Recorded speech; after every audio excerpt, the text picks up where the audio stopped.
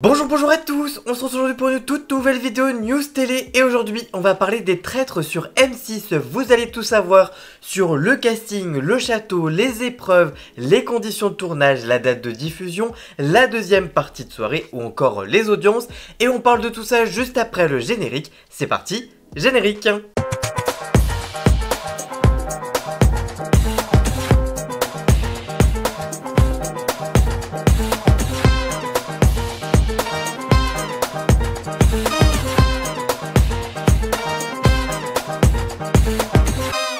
Qui succédera à Clémence Castel et David Douillet de la saison 1 et à Juju Fitcat de la saison 2, Les Traîtres, le jeu estival de M6 présenté par Éric Antoine, revient pour une troisième saison et vous allez tout savoir. Quel concept pour les traîtres? Le jeu regroupe des personnalités réunies au sein d'un château parmi lesquels ont été désignés 3 traîtres, les autres étant des loyaux. Le principe reprend les règles du jeu du loup-garou, dont le but est de démasquer les traîtres ou d'éliminer les loyaux selon son camp. L'élimination est décidée alternativement par les traîtres se réunissant la nuit, puis par un vote entre les candidats restants en course. Chaque jour, les candidats participent à des épreuves psychologiques ou physiques en équipe pour tenter de gagner des lingots d'or ou une amulette d'immunité pour le prochain conseil des traîtres. À la suite de l'élimination du premier traître, les deux autres restants peuvent soit classiquement bannir un loyal, soit proposer un candidat loyal pour remplacer le traître éliminé. Si ce dernier accepte, il devient traître à compter de ce moment. S'il refuse, les traîtres poursuivent le reste de l'aventure à 2 et ne peuvent bannir personne sur ce conseil. Les traîtres gagnent si au moins un traître figure dans les 3 derniers candidats restants dans la course. Les loyaux, eux, l'emportent uniquement s'ils terminent à 3. Le camp gagnant partage donc la somme restante avec ses survivants. Quel casting pour cette saison 3 des traîtres? Cette année, ce ne sont pas 14 ni 18 célébrités qui vont s'affronter, mais bel et bien 20. Voici donc le casting de l'émission. Vous retrouverez ainsi Bruno Urcade, champion des 12 coups de midi sur TF1, Valérie Trierweiler, journaliste et ex-première dame, Azine Ahmed Chaouch, journaliste qui était sur Quotidien il y a quelques temps, Maxime Mermoz, le rugbyman, Romain Puertalas, qui est un écrivain. Vous retrouverez également Bruno Solo, comédien, Frédéric Bell, comédienne également, Carla Lazzari, chanteuse et représentante de l'Eurovision Junior en 2019, Gwendal Marimoutou, chanteur et comédien, Sylvie Tellier, ex-directrice de la société Miss France, Stormy Bugsy, rappeur et comédien, Laurent Ruquier, animateur, Hugo Manos, influenceur et compagnon de Laurent Ruquier, Studio Lionel, la youtubeuse, accompagnée de son acolyte Arthur Lombard, son binôme sur YouTube, Jean-Christophe Bouvet, comédien vu notamment dans Emily in Paris, ou encore Julie Ferrier, comédienne et humoriste, ainsi que Crazy Sally, créatrice de contenu sur les réseaux sociaux, et sa collègue Amy LTR, créatrice de contenu également. Enfin, Lali Magnan, comédienne, boucle le casting. Un casting décrit comme éclectique et brillant, a confié le maître du jeu Éric Antoine, qui sera d'ailleurs toujours l'animateur de l'émission. Alors, qui sera désigné traître ?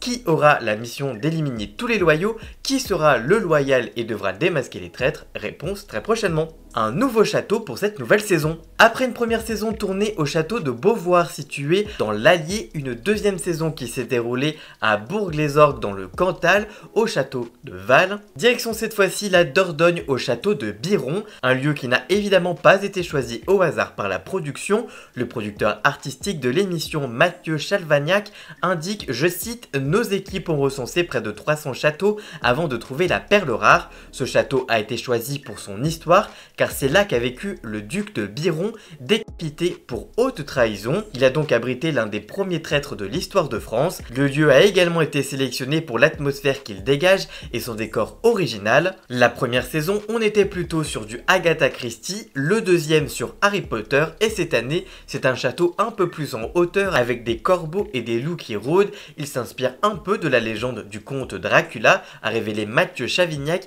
qui pointe la volonté de la production d'avoir un univers un peu plus inquiétant.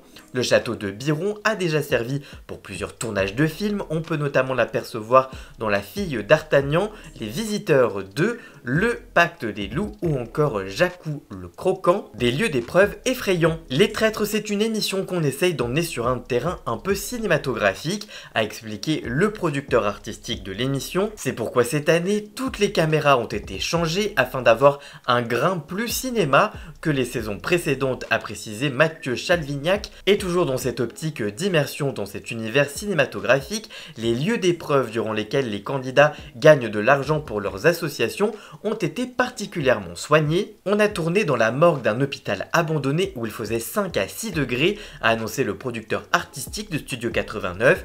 Une autre épreuve s'est déroulée dans un lieu tout aussi accueillant, un hôtel abandonné. Toutefois, le jeu restera particulièrement familial puisque c'est évidemment la cible du jeu. Quelles conditions de tournage sur les Traîtres? Le tournage de cette troisième saison s'est déroulé sur 10 jours. Chaque jour de tournage dure 10 heures, a précisé Éric Antoine. Quand les participants ne tournent pas, ils sont cependant surveillés afin de ne pas dévoiler par erreur leur rôle dans le jeu. Le producteur artistique de l'émission, Mathieu Chalvignac, indique, je cite, « On a une règle, c'est que dès que la journée de tournage commence, tout le monde donne son téléphone et on les garde dans une boîte. Quand ils rentrent dans leur chambre à 22 h, ils récupèrent leur téléphone. Après, c'est une confiance qu'on a entre nous et les joueurs, c'est de se dire vous ne communiquez pas entre vous en dehors du jeu. » Quelle deuxième partie de soirée pour les Traîtres, hein. À noter une nouveauté cette saison, après les 2 épisodes hebdomadaires, puisque c'est en 2 parties, les téléspectateurs retrouveront une deuxième partie de soirée animée par JujuFit4 dans lequel les candidats de la saison en cours et ceux des précédentes saisons reviendront sur les moments forts de l'émission et raconteront leur expérience. C'est la deuxième fois que la youtubeuse se voit confier une deuxième partie de soirée après celle de La France a un incroyable talent. Quelle audience pour les 2 précédentes saisons? Le jeu estival de M6 est un véritable succès pour la chaîne.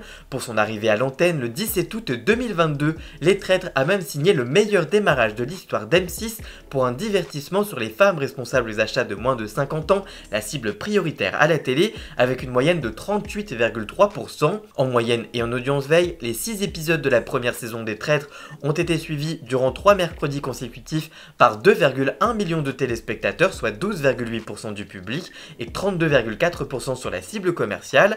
Un véritable carton. L'an dernier, la saison 2 a intrigué en moyenne et en audience veille 2 millions de téléspectateurs pour 12,5% du public, mais c'est toujours sur la cible des FRD à moins 50 ans que M6 tire son épingle du jeu avec une moyenne de 30%. Quand démarre cette nouvelle saison des Traîtres? Et cette nouvelle saison des Traîtres sera diffusée à partir du jeudi 15 août prochain à partir de 21 h 10 sur M6. Selon les informations de Clément Garin, M6 devait lancer la saison le jeudi 30 août, mais a appris que TF1 allait dégainer quelques jours avant eux Projet H pour les devancer. M6 a décidé d'avancer de 2 semaines le lancement des Traîtres afin de ne pas se retrouver devancé par le nouveau jeu de Laurent Ruquier. Voilà, j'espère que cette vidéo vous aura plu et informé. Si c'est le cas, n'hésitez pas à la liker, à la commenter, à la partager sur les réseaux sociaux, à me rejoindre sur tous mes réseaux sociaux à moi, tous les liens sont dans la description. Vous pouvez également cliquer sur le bouton rejoindre afin de prendre un petit abonnement de 3 € par mois pour me soutenir. Et vous pouvez donc faire comme Marilou Brulet qui a pris son abonnement. Vous serez d'ailleurs remercié en vidéo si vous le faites. Vous pouvez également faire un petit don du montant que vous le souhaitez ou alors vous abonner gratuitement et ça me soutiendrait déjà énormément. Merci encore à Jason, Ayas, Ian Scott pour la musique de fond et le générique de cette vidéo. Tous les liens vers ces réseaux sociaux sont également en description et nous on se retrouve très vite pour une toute nouvelle vidéo. A très bientôt, ciao ciao.